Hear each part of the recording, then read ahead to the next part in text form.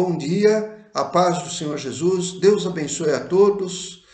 Nós vamos iniciar mais um culto virtual, como sempre nós fazemos, elevando o nosso pensamento, o nosso coração a Deus, não é? Clamando para que Deus, através do seu Espírito Santo, venha e nos revele a palavra na Escritura Sagrada e que também haja manifestação da sua graça, da sua misericórdia, do seu amor e do seu poder, enquanto nós ouvimos a mensagem que está na Escritura Sagrada. Amém? Muito bem. Eu queria começar dizendo que nos dias de hoje, é sabido por todos que nós vivemos dias difíceis, dias em que tem várias ameaças, em que os jornais, o noticiário só trazem acontecimentos assim catastróficos, acontecimentos ruins.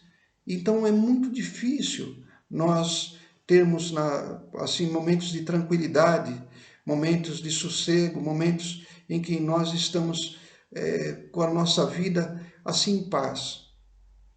Mas eu queria que nós ouvíssemos a palavra de Deus e aprendêssemos dois segredos para, mesmo num ambiente contrário, num ambiente de tantas ameaças, de tanto pânico, de tanto medo, de tantas incertezas, que mesmo num ambiente desse, nós tivéssemos a paz em nosso coração. Amém? Então eu queria que você abrisse sua Bíblia, Convido você a abrir sua Bíblia lá no livro de Isaías, capítulo 26, versículo 3. Isaías, Velho Testamento, capítulo 26, versículo 3. Está escrito assim: Tu conservarás em paz aquele cuja mente está firme em ti, porque ele confia em ti. Em algumas versões, na Revista Atualizada, na Nova Versão Internacional, se você tem essa versão, está escrito assim: Tu guardarás em paz aquele cujo propósito é firme ou está firme em ti, porque confia em ti, não é? Mas o que quer dizer isso? O que nós já aprendemos em primeiro lugar? Em primeiro lugar, nós aprendemos que Deus guarda, Deus, ele mantém a paz, porque a paz é um poder de Deus em nossa vida. Então, quando fala, tu conservarás em paz, então quando fala tu, significa que a nossa paz, ela vem do poder de Deus, através do Espírito Santo na nossa vida. Mas aí, continua, e aí fala assim: tu conservarás em paz aquele cuja mente está firme em ti. Mas o que é a mente estar firme em ti ou em Deus? Não é? A nossa mente, ou o propósito, como dizem nas outras versões, a nossa mente, o nosso propósito significa os nossos pensamentos. E nossos pensamentos, eles refletem aquilo que nós vivemos, não é? Os nossos pensamentos, eles são trazidos para a nossa mente em função daquilo que nós praticamos, daquilo que nós vivemos. Então, quando a Bíblia fala, tu conservarás em paz aquele cuja mente ou cujo propósito está firme em ti, significa em viver, não é? De acordo com a palavra de Deus, ou buscar viver de acordo com o mandamento da palavra de Deus. Jesus, deixa esse versículo marcado, Isaías, mas eu queria te levar para lermos juntos, lá em Mateus capítulo 7, quando Jesus ele vai ensinar de dois tipos de pessoas. Ele vai falar assim: a pessoa que é prudente e a pessoa que é insensata. Então, Mateus capítulo 7, versículo 24, é uma passagem bem conhecida. Jesus ele fala assim, Novo Testamento, Mateus capítulo 7, versículo 24. Todo aquele, pois, que escuta as minhas palavras, glória a Deus, louvado seja Deus, porque nós estamos neste momento escutando as palavras de Deus. Ele fala assim, todo aquele, pois, que escuta as minhas palavras, mas aí ele fala assim, e as pratica. Então, é diferente aquele que escuta, daquele que escuta e as pratica. assemelhá-lo-ei ao homem prudente, que edificou a sua casa sobre a rocha. No versículo 25. E desceu a chuva, e correram rios, e assopraram ventos, e combateram aquela casa. E não caiu, porque estava edificada sobre a rocha. No versículo 26, ele vai falar também do insensato. E aquele que ouve estas minhas palavras, então é a pessoa que também ouve as palavras, e as não cumpre ou não pratica, compará-lo-ei ao homem insensato que edificou a sua casa sobre areia. E aí vem, no versículo 27, e desceu a chuva, e correram os rios, e assopraram ventos, e combateram aquela casa, e caiu, e foi grande a sua queda, ou ruína. Amém? Em algumas versões. O que Jesus quer dizer com isso? Que as provações, as circunstâncias são iguais para todo mundo. O noticiário que traz notícias de pânico, de medo, eles são iguais para todos. Mas existe o homem sensato, não é? A pessoa, a mulher, o homem, a pessoa que edificou a sua casa sobre a rocha, ou seja, com os seus pensamentos firmados, os seus propósitos, o seu modo de agir sendo dirigidos pela palavra de Deus. Essas pessoas, a Bíblia fala e Jesus explica que eles estão firmados em Deus, que construíram a sua casa, ou seja, a sua vida, sobre a rocha. E esses, independentemente das circunstâncias, vão ficar sempre firmes. Amém? Muito bem. A segunda parte, né? Vamos voltar lá para Isaías. Aí, o outro segredo dessa paz, no momento difícil, no momento de provações, está escrito assim: tu conservarás em paz aquele cuja mente está firme em ti. Aí depois fala assim, porque ele confia em ti. Então, por que ele confia em ti? Em primeiro lugar, firmado, né, a sua mente, mas também ele confia em ti. Né? Qual a diferença, né, entre crer e confiar? Né? Muitas pessoas podem entender que é a mesma coisa crer e confiar. Crer é diferente de confiar. Amém? Crer é uma atitude que você tem, né, de admitir com a sua mente, com a sua inteligência, com o seu raciocínio, né, com o seu intelecto que uma coisa é verdadeira. Que uma coisa é verdadeira. Não, é verdade. Mas confiar é ter a certeza de que tudo aquilo que você admite como verdadeiro, como aquilo que é correto, como aquilo que está de acordo, né, que é racional, que aquilo realmente é 100% garantido. Né, que você descansa que aquilo é garantido. Para você entender muito bem a diferença entre crer e confiar, eu vou dizer o seguinte. Por exemplo, nós sabemos que o avião é o meio mais seguro de transporte, pelas estatísticas. O índice de acidentes de avião é muito aquém, muito abaixo do que qualquer outro meio de transporte. Então, todas as pessoas que veem estatísticas sabem disso. Elas creem que isso é verdade porque é um fato. É um fato isso. O avião é o meio mais seguro de transporte. Mas nem todos confiam. Então, nem todos viajam de avião, porque apesar de eles crerem que é o meio mais seguro de transporte, eles não confiam. Ou seja, eles não estão dispostos a se entregar 100%, entregar a sua vida, né, numa viagem em que eles sabem que tem a estatística a favor, mas que não tem a certeza absoluta. Na igreja, existem pessoas que confiam em Deus, mas existem pessoas que creem em Deus. Né? Então, aquelas que creem em Deus, muitas vezes elas não alcançam o que elas buscam, porque elas somente creem em Deus, elas não confiam em Deus. E confiar significa se entregar, estar disposto a entregar a sua vida, não é? Naquilo que você confia, naquilo que você crê. A palavra de Deus, ela é para nós a nossa segurança. E sendo a nossa segurança, uma vez que ela traz a promessa de Deus, a garantia do cumprimento da palavra por Deus, aquele que crê na palavra e confia, ele encontra a paz. ele descansa. Então a paz que nós lemos, ela é a consequência de confiar em Deus, não é? Então, para que fique muito claro, não é? Que nós não vamos alcançar as bênçãos de Deus se nós simplesmente crermos sem confiar. Então eu queria que você me acompanhasse numa leitura lá em Marcos, capítulo 12, né? Marcos, Novo Testamento.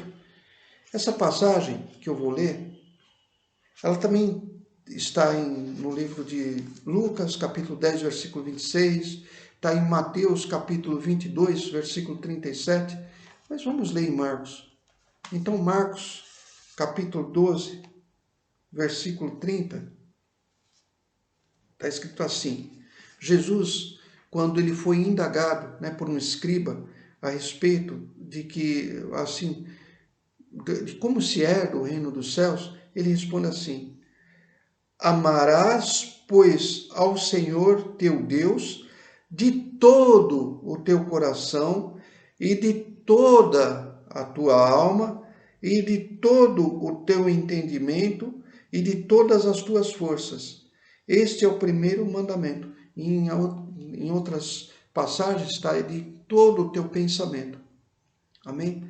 Então, como nós vimos, confiar é agir com a confiança de que Deus, ele é poderoso para cumprir tudo aquilo que ele faz em nossa vida, estarmos 100% certos disso, e então não termos nenhum espaço para dúvida. A dúvida, não é? Quando nós não confiamos em Deus, nós abrimos espaço para uma palavra chamada dúvida, para uma insegurança, né? Por uma incerteza, ou seja, isso daí são os outros nomes da incredulidade. Então, a incredulidade é pecado. Então, quando nós não confiamos, ou seja, quando nós não temos 100% de certeza de que Deus vai fazer as coisas, então nós estamos dando lugar em nossas vidas a medo, a dúvida, a insegurança, a incerteza. E tudo isso, sendo um outro nome da incredulidade, significa que é o que enfraquece a nossa fé. Nós sabemos que a fé é o poder de Deus em nossa vida. A incredulidade, isso vem do maligno. E isso rouba, anula a nossa fé. Quando nós confiamos em Deus, nós recebemos em nosso coração a fé que produz resultado. Confiar em Deus é receber o poder sobrenatural de Deus que traz o resultado para a nossa vida. Isso se fala em paz, isso se fala em respostas, em cura, em livramento, em soluções.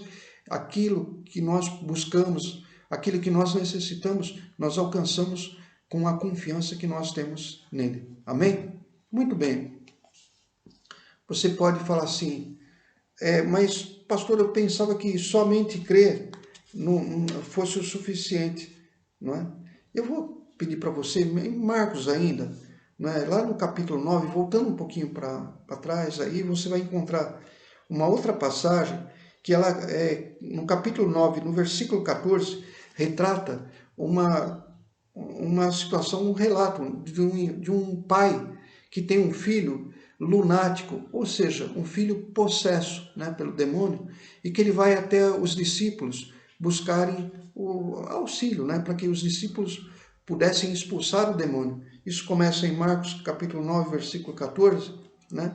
Mas eu queria ler a parte em que ele fala para Jesus que eles não conseguiriam expulsá-lo, né? Ele fala assim: e trouxeram-lhe, e quando ele ouviu, logo o espírito agitou com violência, e caindo, olha, o endemoniado por terra, revolvia-se espumando, né? Então ele trouxe esse menino agora para Jesus. Os discípulos não tinham conseguido expulsar. Aí no versículo 21 ele fala assim: e perguntou ao pai do menino, né, do jovem, quanto tempo há que lhe sucede isso? E ele lhe disse, desde a infância. Amém? Então, desde criança, esse menino estava sendo O demônio estava tentando destruir a vida dele. E aí no versículo 22, e muitas vezes o tem lançado no fogo e na água para o destruir. Mas se tu podes fazer alguma coisa, tem compaixão de nós e ajuda-nos. Ora, ele não tinha ido até Jesus. Se ele tinha ido até Jesus, era porque ele cria em Jesus. Amém? Mas, ele, no entanto, ele fala, se tu podes fazer alguma coisa. Ele cria em Jesus, mas não confiava. Amém?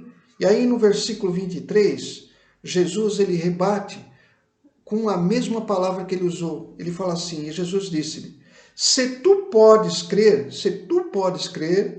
tudo é possível ao que crê. Eu sei que você pode estar pensando, pastor, mas você falou que não basta só crer, né? Então calma que você vai ler agora no versículo seguinte, no versículo 24, né, o relato desse pai desesperado. E olha o que ele vai confessar. No versículo 24. E logo o pai do menino, clamando com lágrimas, né, caindo em si, né, disse, eu creio. Ele disse, eu creio. Então ele cria. Mas aí ele fala assim, Senhor, ajuda a minha incredulidade. Em outras versões, na versão revista e atualizada, ajuda a minha falta de fé. Então, você crer, não é? É importante, é um passo importante, mas se você não confiar, se você não crer que Deus é poderoso para fazer tudo aquilo que Ele prometeu na palavra, então você não receberá de Deus as promessas de Deus, porque o que traz a promessa de Deus para a nossa vida, o que traz a bênção de Deus é a fé. Amém? Então, eu creio que essa palavra, ela tenha ficado clara, né, pelo poder do esclarecimento do Espírito Santo em nossos corações, e que nós possamos entender a diferença de crer e confiar, não é? E que nós, então, a partir de agora, a nossa vida, ela seja firmada na palavra, que nós façamos que a nossa vida esteja sendo conduzida pela palavra de Deus, e que a paz de Deus, não é, assim como as outras bênçãos de Deus, cheguem em nossa vida por causa da nossa confiança. Eu queria convidar você a baixar sua cabeça, fechar seus olhos. Senhor Deus e Pai, em nome de Jesus, muito obrigado pela Tua palavra. Obrigado, meu Pai, porque nós aprendemos, meu Pai, num mundo tão conturbado, meu Pai, com tantas provas, aflições, circunstâncias contrárias. Nós aprendemos a como receber a paz que vem de Ti, é uma paz que é o Teu poder em nossas vidas, assim como as outras bênçãos, meu Pai, a cura, a libertação, a restauração, a salvação, porque elas dependem de confiar em Ti, meu Pai. E crer, confiando, isso significa ter fé, meu Pai. Essa é a fé viva, a fé que opera resultados, que traz resultados em nossa vida. Pai querido, que aonde essa mensagem estiver sendo ouvida, que junto com a mensagem se manifeste o Teu poder, meu Pai, e que o Senhor traga a resposta para todos aqueles que a ouvirem, em nome de Jesus Cristo. E você que crê, diga amém e graças a Deus. Deus abençoe a todos e até o próximo domingo. No próximo domingo, às 11 horas, nós vamos ter o nosso culto virtual, a live, né? Vai ser ao vivo, às 11 horas, e com a celebração da Santa Ceia. E por isso, lá na igreja de Ribeirão Pires, o culto presencial, ele vai começar mais cedo, vai começar às 9 horas e 30 minutos. Amém? Se prepare e não esqueça também que no grupo familiar, né, nós aprendemos a palavra de Deus e na quarta-feira, às 20 horas, às 8 horas da noite, nós teremos mais um grupo familiar. Amém? Então todos são convidados e muito bem-vindos. Deus abençoe a todos. Um ótimo domingo em nome de Jesus Cristo. E até lá.